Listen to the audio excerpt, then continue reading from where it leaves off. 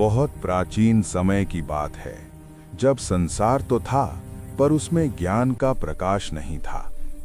मनुष्य बोलता था पर शब्दों में अर्थ नहीं था।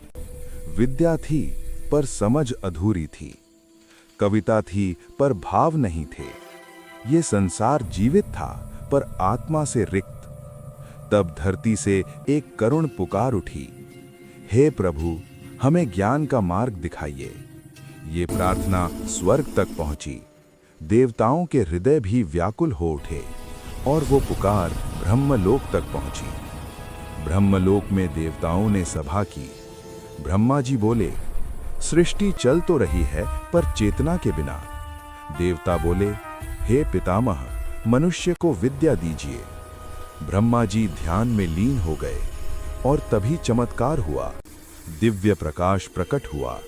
उस प्रकाश से अवतरित हुई मां सरस्वती। ब्रह्मा जी विनम्र होकर बोले, हे देवी, सृष्टि को ज्ञान प्रदान कीजिए। मां सरस्वती बोली, जहां विद्या होगी वहीं जीवन फलेगा। और मां ने वीणा उठाई। ज्ञान का नाद ब्रह्मांड में गूंज उठा। प्रकृति जीवित हो उठी। हर कण में चेतना जाग उठी। मनुष्य आनंदित होकर बोला, अब हमें समझ आने लगा है। विद्या ने मार्ग दिखाया।